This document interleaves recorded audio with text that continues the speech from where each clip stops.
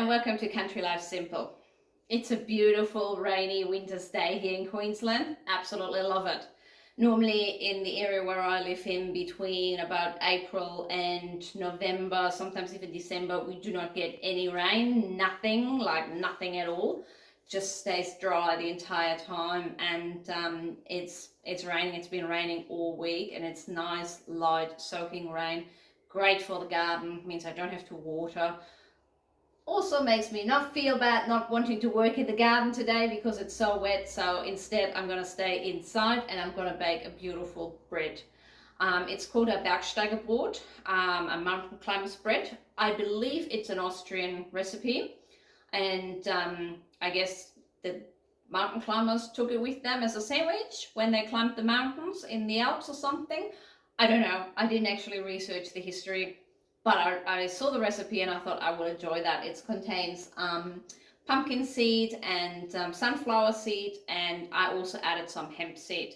So let's get into it and bake the bread. Because it is winter here in Queensland and it is a fair bit cooler than normally, I actually do make my pre-dough not just the night before, but actually the morning before. So I put this together yesterday morning, and you can see it's nice and bubbly. It has increased in size from yesterday. So this was 80 grams of rye flour, 80 grams of water, and about 10 grams of my starter straight out of the fridge. Mixed it together and covered it and left it. I think I set it up like yesterday morning at about 11 o'clock. So this is perfect. Now daytime temperatures around 20-ish degrees. Nighttime temperatures between 15 and 18 degrees. So yeah, it takes a little bit longer. What I'm going to do now, I'm going to mix it with 380 grams of warm water, not too hot, but warm water, and I'll mix this all up.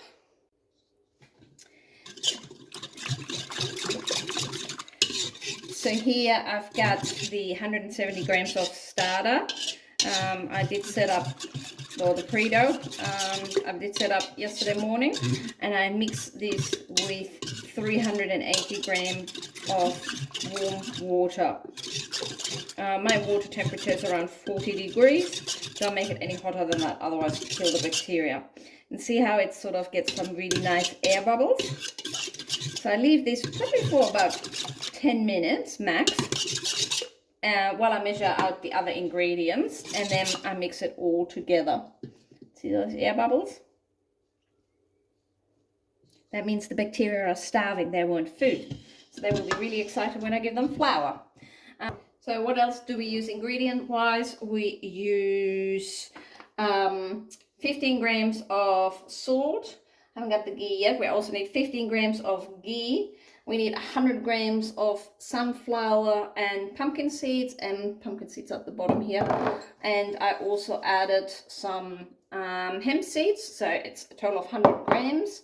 We need 160 grams of wholemeal flour and 320 grams of rye flour. And I mix this all up now.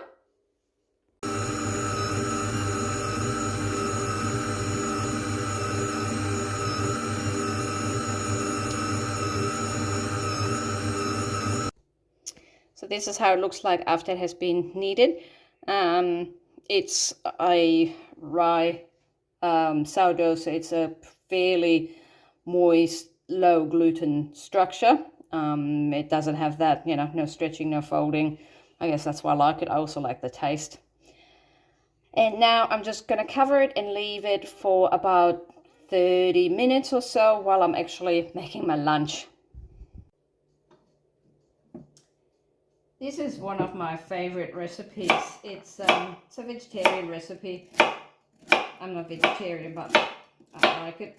And when hubby's not home, that's when I normally make that, because he needs to have meat. I normally just use whatever vegetables I have with a bit of ghee. You don't have to use ghee, you just can use normal butter, oil, margarine, whatever you want. And I use a pan to fry up all the vegetables. Hard vegetables first. and some halloumi.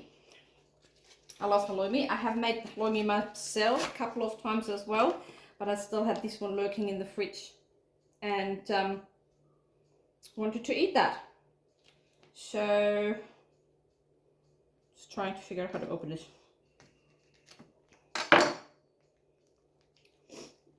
You don't need to use these vegetables I'm taking. You can just use whatever you prefer. But I have these ones handy. And I'll show you in a minute how I store my vegetables as well. Now first I cut up the halloumi and fry this up.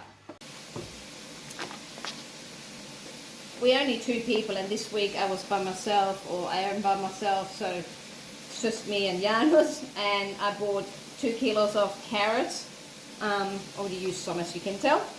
But what I normally do, I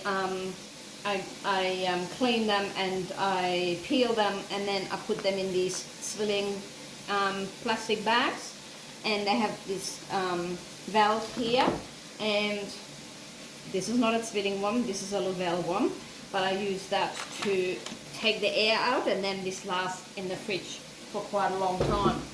So I'm the same with my capsicums. These are out of the freezer. I'm just going to take some out for my meal, and then I'm going to put them back in the freezer. And I really like this. I also got some glass containers I'll show you. But yeah, basically all I do is I put this, I try to have it, you know, flat so it stores easier in the freezer, and then put my pump on it. Like I said, this one isn't a Zwilling pump, but I do like those bags. I actually suggested to the company which makes the pump I have to make those kind of bags as well, or at least something similar. They also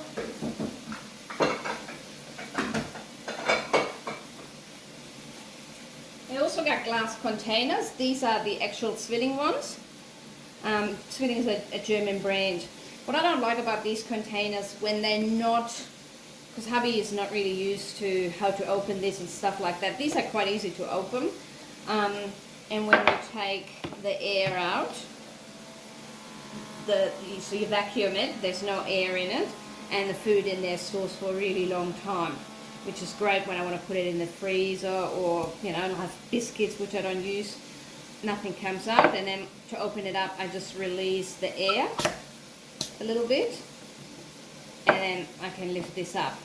But unfortunately, when hubby uses it, he just lifts it up like this once he has taken the air out, and then, you know, some of these have smashed. So what I normally use, and what I prefer because it's an Australian brand, is Luvele. And these are similar containers, but unfortunately they don't make these bags, and this is a Luvele pump. You know, I just gotta stir my food.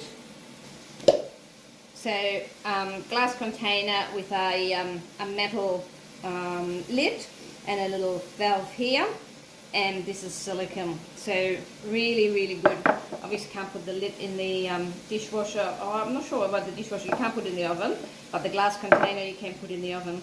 Same principle. You just suck the air out, and I also got the normal vacuum sealer from Luvele as well. So once you have sucked the air out, it's airtight, and if you do want to open it, you just release this a little bit so that the air can come in, and then you open it up. It does open up a lot harder than the other one, but that's what I like about it. It really seals very, very well.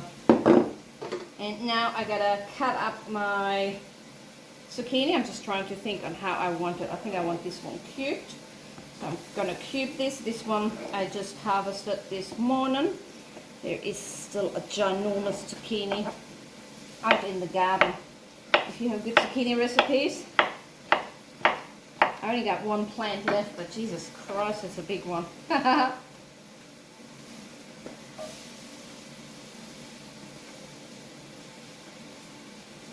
After about half an hour, you take the dough out of the bowl, and you just sort of there's not much shaping because it's really soft dough, but obviously you do want it in a in some sort of a shape. So I'm trying to make it in a little oval shape to fit my Banneton. And I chucked some flour in here, and I'm quite happy with this. So I'm going to carefully lift this up and put it in here. It's floured, and now I put a cover over it and leave it for about an hour while I heat up the oven. And this is how it looks like.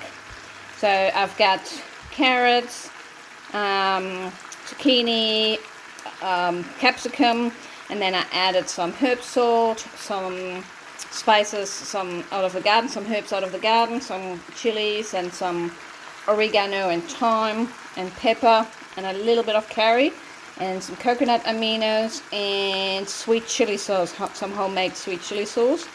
And yes, I did add some pasta because I found that in the fridge and that really needed to go. And I'm gonna have this for lunch now. And there we go, the Bergsteigerbrot. I like how it's sort of split up nicely, very rustic looking. I'm gonna slice it now and have it for dinner.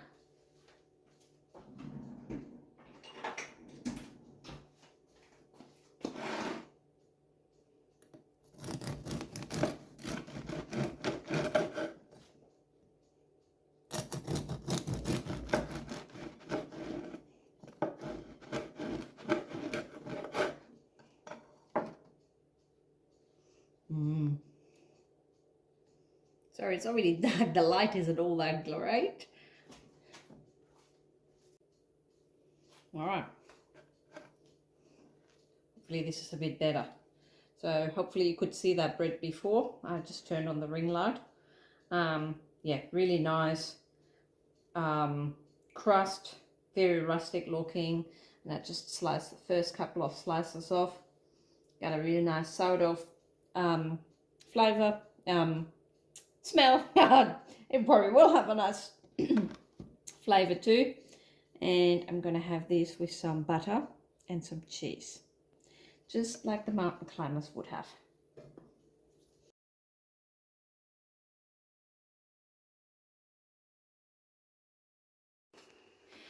So last night I was really looking forward to watch a movie on one of our streaming channels, and when I got cozy in front of the TV with a glass of wine, a mandarin, the internet went down and I couldn't watch it. So in my frustration, I went back into the kitchen and I prepared the dough for our dessert today. I'm gonna make some apple scrolls, apple and cinnamon scrolls. So this is traditionally a yeast recipe. However, I just used my starter straight out of the fridge instead of yeast, and added all the other ingredients because I knew it was going to be a glorious day today and I didn't want to spend it in the kitchen all day. So I mixed everything up last night, and now I'm just gonna, well, I put it in the fridge. I mixed everything up and put it in the fridge overnight. And now I'm gonna roll this out. I put the recipe in the description box below. I've got on the stove, I've got the apples cooking. So I've got 6 apples. I've got a little bit of lemon juice so they don't turn brown, some cinnamon and some sugar. And what else did I put in there? Oh, I put in some amaretto, which is a Italian almond liqueur. If you don't want to use alcohol, that's fine. You can just use almond extract if you do like that flavor. If you don't like the flavor, not everybody likes it. I think it gives it a nice touch. So after I have rolled the dough out, I'm gonna put some melted butter on top of it. And like I said, I will leave the amounts in the description box below.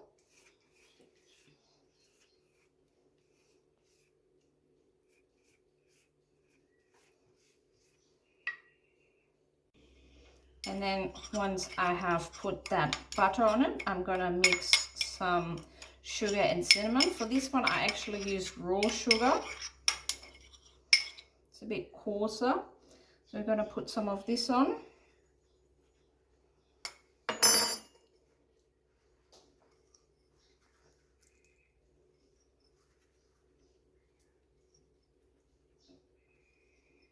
And leave a bit behind. You're gonna put some more on the apples.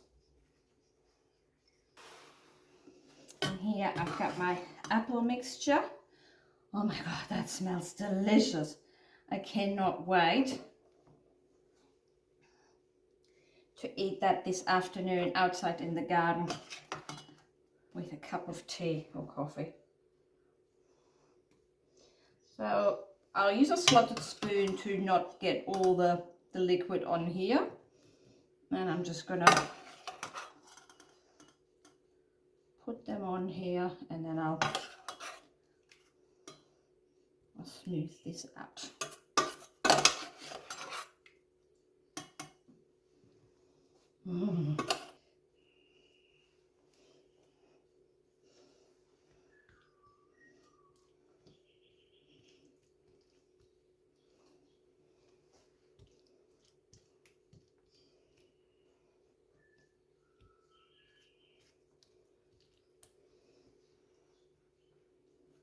I try and not have any apples on the sides, so it's easier to roll.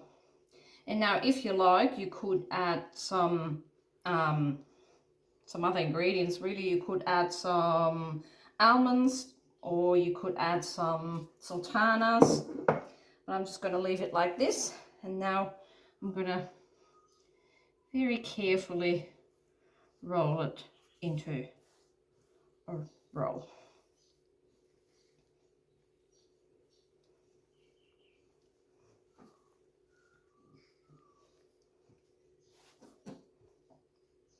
All right, this is quite soft. I don't want to move it like this.